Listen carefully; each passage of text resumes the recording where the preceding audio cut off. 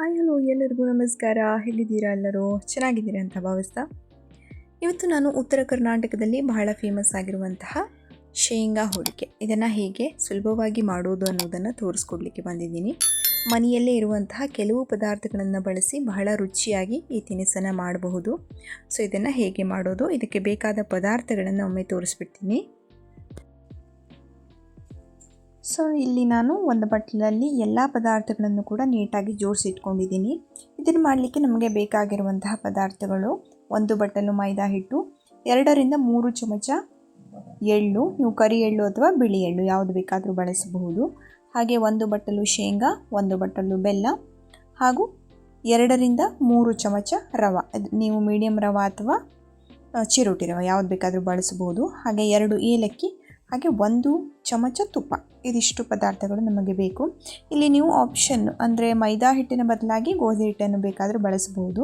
ಆದರೆ ಗೋಧಿ ಹಿಟ್ಟನ್ನು ಬಳಸಿದರೆ ಜಾಸ್ತಿ ದಿನ ಇಡ್ಲಿಕ್ಕೆ ಬರೋದಿಲ್ಲ. ಸೊ ನಾನು ಇಲ್ಲಿ ಮೈದಾ ಹಿಟ್ಟನ್ನೇ ಬಳಸ್ತಾ ಇದ್ದೀನಿ. ಹಾಗೆ ಒಂದು ಪ್ಯಾನನ್ನು ಬಿಸಿ ಮಾಡಿಕೊಂಡು ಇಲ್ಲಿ ನಾನು ಶೇಂಗಾವನ್ನು ನೀಟಾಗಿ ಚಟಪಟ ಅಂತ ಸೌಂಡ್ ಬರೋವರೆಗೂ ಹುರ್ಕೊತಾ ಇದ್ದೀನಿ. ಹಾಗೆ ಶೇಂಗಾ ಹುರಿದು ಆದಮೇಲೆ ಅದನ್ನು ತಣಿಲಿಕ್ಕೆ ಬಿಟ್ಟು ನಂತರ ಎಳ್ಳನ್ನು ಕೂಡ ಇಲ್ಲಿ ನೀಟಾಗಿ ಹುರ್ಕೋತಾ ಇದ್ದೀನಿ. ಎರಡು ಕೂಡ ಚಟಪಟ ಅಂತ ಹುರಿದಾದಮೇಲೆ ಎರಡನ್ನು ಕೂಡ ತಣಿಲಿಕ್ಕೆ ಬಿಡಬೇಕಾಗುತ್ತೆ. ಒಂದು ಪ್ಲೇಟಲ್ಲಿ ಎತ್ತಿಟ್ಕೋತಾ ಇದ್ದೀನಿ ಇದನ್ನು. ಹಾಗೆ ನಾನಿಲ್ಲಿ ಒಂದು ಪ್ಲೇಟಲ್ಲಿ ಕಣಕವನ್ನು ರೆಡಿ ಮಾಡ್ಕೊಳ್ಳಿಕ್ಕೆ ಮೈದಾ ಹಿಟ್ಟು, ಚಿರೋಟಿ ರವೆ ಹಾಗೂ ಉಪ್ಪನ್ನು ಹಾಕಿ ಮತ್ತು ಸ್ವಲ್ಪ ನೀರು ಹಾಕಿ, ಅಂದರೆ ಬಿಸಿ ನೀರು ಬಳಸ್ತಾ ಇದ್ದೀನಿ ನಾನು. ಇದನ್ನು ಹಾಕಿ ನೀಟಾಗಿ ಕಲಿಸ್ಕೊಳ್ಬೇಕು. ಇದನ್ನು ಚಪಾತಿ ಹಿಟ್ಟಿನ ಹದಕ್ಕೆ ಕಲಿಸ್ಕೋಬೇಕಾಗುತ್ತೆ.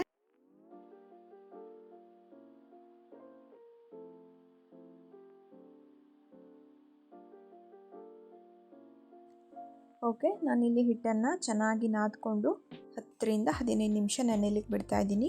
ನೀವು ಹೋಳಿಗೆ ಅಥವಾ ಚಪಾತಿಯನ್ನು ಮಾಡಬೇಕಾದ್ರೆ ಎಷ್ಟು ಹೊತ್ತು ಹಿಟ್ಟನ್ನು ಚೆನ್ನಾಗಿ ನಾದು ಎಷ್ಟು ಹೊತ್ತು ನೆನೆಯಲಿಕ್ಕೆ ಬಿಡ್ತೀರಿ ಅಷ್ಟು ಚೆನ್ನಾಗಿ ಹೋಳಿಗೆ ಮೃದುವಾಗಿ ಬರುತ್ತೆ. ಸೊ ನಾನಿಲ್ಲಿ 10 ರಿಂದ 15 ನಿಮಿಷ ಇದನ್ನು ಹಾಗೆ ಒಂದು ಪ್ಲೇಟ್ ಹಾಕಿ ಮುಚ್ಚಿಡ್ತಾ ಇದ್ದೀನಿ. ಓಕೆ, ನಾನಿಲ್ಲಿ ಒಂದು ಮಿಕ್ಸಿ ಜಾರ್ ತೊಗೊಂಡು ಇದಕ್ಕೆ ಶೇಂಗಾ ಬೀಜವನ್ನು ಹಾಕಿ ಪುಡಿ ಮಾಡ್ಕೊಳ್ತಾ ಇದ್ದೀನಿ. ಈ ಶೇಂಗಾ ಬೀಜ ಹುರಿದಾದ ತಕ್ಷಣ ತಣಿಸಿ ಹಾಕಬೇಕು. ಯಾಕಂದರೆ ಬಿಸಿ ಇರುವಾಗಲೇ ಹಾಕಿದ್ರೆ ಅದು ಎಣ್ಣೆ ಬಿಟ್ಕೊಂಡು ಮುದ್ದೆ ಆಗಿಬಿಡುತ್ತೆ. ಅದಕ್ಕೋಸ್ಕರ ನಾವು ಅದನ್ನು ತಣಿಸಿ ಹಾಕಬೇಕು. ನಾನಿಲ್ಲಿ ಸಿಪ್ಪೆ ಸಮೇತವಾಗಿ ಹಾಕ್ತಾ ಇದ್ದೀನಿ. ನೀವು ಸಿಪ್ಪೆ ತೆಗೆದು ಕೂಡ ಹಾಕ್ಬೋದು, ಏನು ತೊಂದರೆ ಇಲ್ಲ. ಇವಾಗ ಇದನ್ನು ಈ ರೀತಿಯಾಗಿ ಪುಡಿ ಮಾಡ್ಕೊಳ್ತಾ ಇದ್ದೀನಿ. ಇಷ್ಟು ಹದಕ್ಕೆ ಬಂದರೆ ಸಾಕು. ಹಾಗೆ ನಾನು ಅದೇ ಮಿಕ್ಸಿ ಜಾರ್ಗೆ ಹುರಿದಿಟ್ಕೊಂಡಿರುವಂತಹ ಎಳ್ಳು ಮತ್ತು 2 ಏಲಕ್ಕಿನ ಹಾಕಿ ಮತ್ತೆ ಪುಡಿ ಮಾಡ್ಕೊಳ್ತಾ ಇದ್ದೀನಿ. ಹಾಗೆ ಅದೇ ಬೌಲ್ಗೆ ಮತ್ತೆ 1 ಬಟ್ಟಲು ಬೆಲ್ಲವನ್ನು ಹಾಕಿ ಮತ್ತೆ ಪುಡಿ ಮಾಡ್ಕೊಳ್ತಾ ಇದ್ದೀನಿ.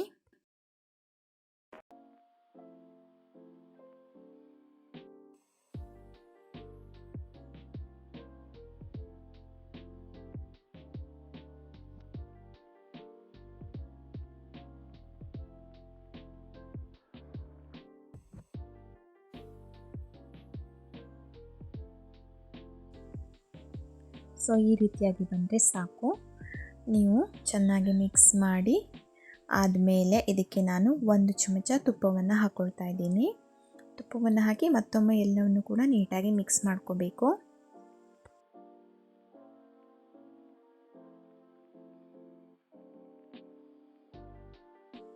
ಓಕೆ, ಇದಾದಮೇಲೆ ನಾನಿಲ್ಲಿ 3 ರಿಂದ 4 ಚಮಚ ಬಿಸಿ ನೀರನ್ನು ಹಾಕಿ ಮತ್ತೆ ಮಿಕ್ಸ್ ಮಾಡ್ತಾ ಇದ್ದೀನಿ.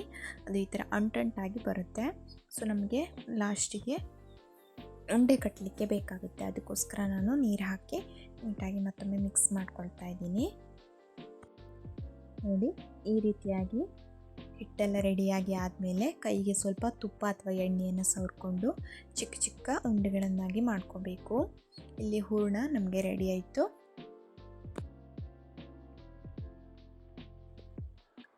ಸೊ ನಾನಿಲ್ಲಿ ಎಲ್ಲವನ್ನು ಕೂಡ ಒಂದೇ ಗಾತ್ರದಲ್ಲಿ ಉಂಡೆಗಳನ್ನು ರೆಡಿ ಮಾಡಿ ಇಟ್ಕೊಳ್ತಾ ಇದ್ದೀನಿ.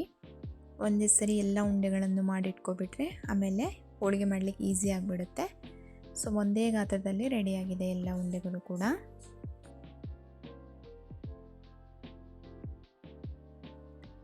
ಓಕೆ, ಹಾಗೆ ನಾನಿಲ್ಲಿ ಕಣಕವನ್ನು ಕೂಡ ರೆಡಿ ಮಾಡಿ ಇಟ್ಕೊಳ್ತಾ ಇದ್ದೀನಿ. ನೋಡಿ, ಹಿಟ್ಟು ಈ ರೀತಿಯಾಗಿ ರೆಡಿಯಾಗಿದೆ. ಇದನ್ನು ಕೂಡ ಚಿಕ್ಕ ಚಿಕ್ಕ ಚಿಕ್ಕ ಉಂಡೆಗಳನ್ನಾಗಿ ಮಾಡಿಟ್ಕೊಳ್ತಾ ಇದ್ದೀನಿ. ನಾವಿಲ್ಲಿ ಹೋಳಿಗೆ ಮಾಡಬೇಕಾದ್ರೆ ಯಾವುದೇ ಹೋಳಿಗೆ ಮಾಡಬೇಕಾದ್ರೂ ಕೂಡ ಕಣಕ ಮತ್ತು ಹೂರಣ ಎರಡರ ಉಂಡೆಗಳು ಕೂಡ ಒಂದೇ ಗಾತ್ರದಲ್ಲಿ ಇರಬೇಕು. ಆವಾಗ ಹೋಳಿಗೆ ಚೆನ್ನಾಗಿ ಬರುತ್ತೆ. ನೀವು ಹೂರಣವನ್ನು ಸ್ವಲ್ಪ ತಗೊಂಡು ಕಣಕವನ್ನು ಜಾಸ್ತಿ ತೊಗೊಂಡ್ರೆ ಸೈಡಲ್ಲಿ ಹಿಟ್ಟೆಲ್ಲ ಉಳ್ಕೊಬಿಡುತ್ತೆ. ಅದಕ್ಕೋಸ್ಕರ ಎರಡನ್ನೂ ಕೂಡ ಒಂದೇ ಗಾತ್ರದಲ್ಲಿರುವುದನ್ನು ಮಾಡಿದ್ರೆ ಹೋಳಿಗೆ ಚೆನ್ನಾಗಿ ಬರುತ್ತೆ. ಓಕೆ, ನಾನಿಲ್ಲಿ ಹೋಳಿಗೆನ ಮಾಡಲಿಕ್ಕೆ ಅಗಲವಾದಂತಹ ಪ್ಲೇಟನ್ನೇ ತೊಗೊಂಡು ಮಾಡಿ ತೋರಿಸ್ತಾ ಇದ್ದೀನಿ. ನಾನಿಲ್ಲಿ ಹೋಳಿಗೆ ಮಣೆಯನ್ನು ಬಳಸ್ತಾ ಇಲ್ಲ, ಯಾಕಂದರೆ ಸ್ವಲ್ಪ ಅಗಲವಾಗಿರೋದ್ರಿಂದ ಕಂಫರ್ಟೇಬಲ್ ಆಗುತ್ತೆ ಹೇಳೋ ಕಾರಣಕ್ಕಾಗಿ ನಾನಿಲ್ಲಿ ಪ್ಲೇಟ್ ಬಳಸ್ತಾ ಇದ್ದೀನಿ. ನೀವು ಚಪಾತಿ ಹೇಗೆ ಮಾಡ್ಕೋತೀರೋ ಹಾಗೆ ಸ್ವಲ್ಪ ಕಣಕದ ಹಿಟ್ಟನ್ನು ತೊಗೊಂಡು ವೃತ್ತಾಕಾರವಾಗಿ ಮಾಡಿಕೊಂಡು ಅದರೊಳಗೆ ನೀವು ಹೂರಣವನ್ನು ಸ್ಟಫ್ ಮಾಡಬೇಕಾಗುತ್ತೆ. ಹೀಗೆ ಒಂದು ಸೈಡಿಂದ ಅದನ್ನು ಎಳೆಯಾಗಿ ಮುಚ್ಚುತ್ತಾ ಬಂದು ಏನು ಎಕ್ಸ್ಟ್ರಾ ಉಳಿದಿರುತ್ತಲ್ಲ ಹಿಟ್ಟನ್ನು ಅದನ್ನು ತೆಗೆದಿಟ್ಟು ಸೇಮ್ ನೀವು ಚಪಾತಿ ಮಾಡೋ ಥರನೇ ಮಾಡಬೇಕು. ಬಟ್ ಲಟ್ಸ್ಬೇಕಾದ್ರೆ ಮಾತ್ರ ಸ್ವಲ್ಪ ಹುಷಾರಾಗಿ ಲಟ್ಸ್ಬೇಕಾಗತ್ತೆ.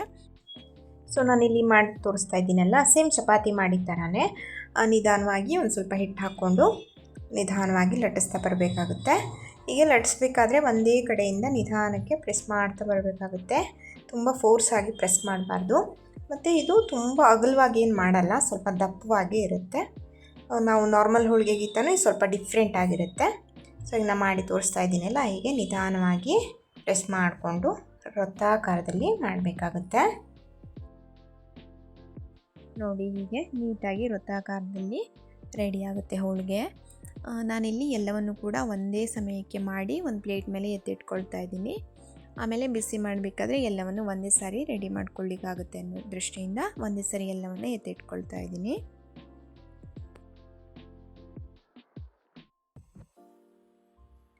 ಸೊ ನಾನಿಲ್ಲಿ ತವಾವನ್ನು ಬಿಸಿ ಮಾಡಿಕೊಂಡು ಎಲ್ಲ ಹೋಳಿಗೆಗಳನ್ನು ಒಂದಾದ ಮೇಲೆ ಒಂದು ನೀಟಾಗಿ ಬೇಯಿಸ್ಕೊಳ್ತಾ ಇದ್ದೀನಿ. ನಾನಿಲ್ಲಿ ನಾನ್ ಸ್ಟಿಕ್ ತವಾವನ್ನು ಯೂಸ್ ಮಾಡ್ತಾ ಇದ್ದೀನಿ. ನೀವು ಆದಷ್ಟು ಕಬ್ಬಿಣದ ಹಂಚುಗಳಲ್ಲೇ ಹೋಳಿಗೆಗಳನ್ನು ಮಾಡ್ಕೊಳ್ಳಿ, ಚೆನ್ನಾಗಿರುತ್ತೆ.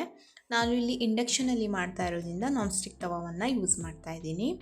ಹಾಗೆ ಇದನ್ನು ಕಂದು ಬಣ್ಣ ಬರುವವರೆಗೂ ಲೋ ಫ್ಲೇಮಲ್ಲಿ ಬೇಯಿಸ್ಕೋಬೇಕಾಗುತ್ತೆ.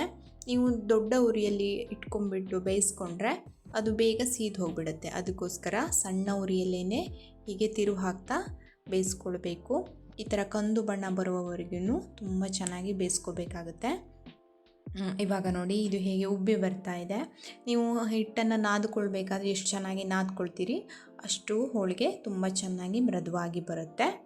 ಸೊ ಇಲ್ಲಿ ನಾನು ಎಲ್ಲವನ್ನು ಕೂಡ ಬೇಯಿಸಿ ರೆಡಿ ಮಾಡಿ ಇಟ್ಕೊಂಡಿದ್ದೀನಿ. ಸೊ ನೋಡಿದ್ರಲ್ಲ, ಉತ್ತರ ಕರ್ನಾಟಕದಲ್ಲಿ ಮಾಡುವಂತಹ ಬಹಳ ರುಚಿಯಾದಂತಹ ಶೇಂಗಾ ಹೋಳಿಗೆಯನ್ನು ನೀವು ಕೂಡ ಒಮ್ಮೆ ಮನೆಯಲ್ಲಿ ಟ್ರೈ ಮಾಡಿ ನೋಡಿ. ಮತ್ತು ಇದು ಆರೋಗ್ಯ ಕೂಡ ತುಂಬ ಒಳ್ಳೆಯದು. ಇದರಲ್ಲಿ ಎಳ್ಳು, ಬೆಲ್ಲ ಮತ್ತು ಶೇಂಗಾ ಎಲ್ಲವನ್ನು ಹಾಕಿರೋದ್ರಿಂದ ರುಚಿಯೂ ತುಂಬ ಚೆನ್ನಾಗಿರುತ್ತೆ, ಹಾಗೆ ಹೆಲ್ದಿ ಕೂಡ. ನೀವು ಕೂಡ ಮನೆಯಲ್ಲಿ ಒಮ್ಮೆ ಟ್ರೈ ಮಾಡಿ ಹೇಗಿತ್ತು ಅಂತ ಕಮೆಂಟ್ ಬಾಕ್ಸ್ ಮೂಲಕ ತಿಳಿಸಿ. ಹಾಗೆ ನೀವೇನಾದರೂ ನನ್ನ ಚಾನಲನ್ನು ಮೊದಲನೇ ಬಾರಿ ವೀಕ್ಷಿಸ್ತಾ ಇದ್ದರೆ ದಯವಿಟ್ಟು ಸಬ್ಸ್ಕ್ರೈಬ್ ಮಾಡಿಕೊಂಡು ಬೆಲ್ ಐಕಾನ್ ಕ್ಲಿಕ್ ಮಾಡಿ. ನಿಮ್ಮೆಲ್ಲ ಆತ್ಮೀಯರಿಗೂ ಕೂಡ ನನ್ನ ವಿಡಿಯೋವನ್ನು ಶೇರ್ ಮಾಡಿ, ಲೈಕ್ ಮಾಡಿ. Thank you.